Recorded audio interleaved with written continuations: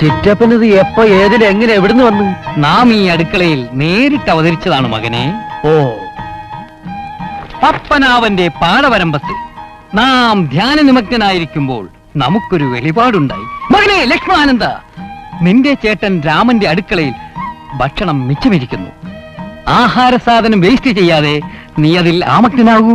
പക്ഷെ സന്യാസിമാർക്ക് ഇറച്ചി നിഷിദ്ധമല്ലേ സ്വാമി? ഇറച്ചി നിഷിദ്ധം തന്നെയാണ് മകനെ. പക്ഷെ തറവരിക്കാട്ടെ, ചിറ്റപ്പൻ വന്നത് അച്ഛൻ കണ്ടോ?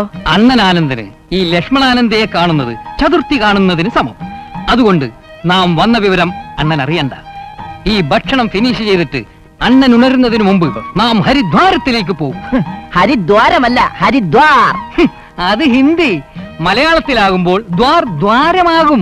എന്തിനാ ചിറ്റപ്പ വായിക്ക് രുചിയായിട്ടുള്ള ആഹാരം പോലും ഇല്ലാതെ ഇങ്ങനെ അറിഞ്ഞു നടക്കുന്നത്? ഈ വേഷമൊക്കെ കഴിച്ചറിഞ്ഞിട്ട് ചിറ്റപ്പൻ ആ ഹോട്ടലിൽ ഒന്നും നല്ലണ്ട. ഞങ്ങളുടെ ജോലിയിൽ കുറച്ച് കുറയൂലേ? ആഗ്രഹമില്ലാഞ്ഞിട്ടല്ല മകനെ, പക്ഷേ നാം അവിടെ വന്ന് നിന്നാൽ അണ്ണൻ എന്നെ കൊണ്ട് മാവരപ്പിക്കും. ചിറ്റപ്പൻ അറിയോ, ചിറ്റപ്പൻ പോയതിനു ശേഷം മര്യാദയ്ക്ക് ഒരു ദിവസം പോലും മാവരഞ്ഞിട്ടില്ല. ഇപ്പൊ തെറി മുഴുവൻ കേൾക്കണം ഞാനാ. ഒരു ബ്രഹ്മചാരിക്ക് അധ്വാനം വർജ്യമാണ് മക്കളെ. അപ്പൊ കട്ട തിന്നാനാണ് ഇങ്ങോട്ട് വന്നതല്ലേ? അതെ, നോൺ വെജിറ്റേറിയൻ ഫുഡ് കഴിക്കാത്തത് കൊണ്ടാണെന്ന് തോന്നുന്നു ഈയിടെയായിട്ട് ധ്യാനത്തിൽ ഏകാഗ്രത കിട്ടുന്നില്ല. ഒരു സന്യാസി ഹോട്ടലിൽ നിന്ന് മാംസാഹാരം കഴിക്കുന്നത് സമൂഹം വിലക്കിയിരിക്കുന്നത് കൊണ്ട് ഇത്തിരി ഇറച്ചി കടിച്ചു പറിക്കാൻ ഞാൻ ഈ വഴിയെ കണ്ടുള്ളൂ. ഇന്നിവിടെ ഇറച്ചിയുണ്ടെന്ന് ചിറ്റപ്പനോട് ആരാ പറഞ്ഞത്? ബോധോദയം ലഭിച്ചവർക്ക് ഇറച്ചിയുടെ ഗന്ധം വേഗം തിരിച്ചറിയാം. നിങ്ങൾ പോയി കിടന്നോളൂ. ഞാൻ ഈ താറാവുമായുള്ള മൽപ്പിടുത്തം കഴിഞ്ഞ് ഇവിടെ എങ്ങാനും ചുരുണ്ടോളാം. മംഗളം ഭവന്തു. Good night. പോയി കിടന്നു ഉറങ്ങാ. പോരാ നേരെ കാണാ കൊള്ളാന്ന് പറഞ്ഞ് മനുഷ്യൻ കൊണ്ട് ഭക്ഷണം കഴിപ്പിക്കൂല.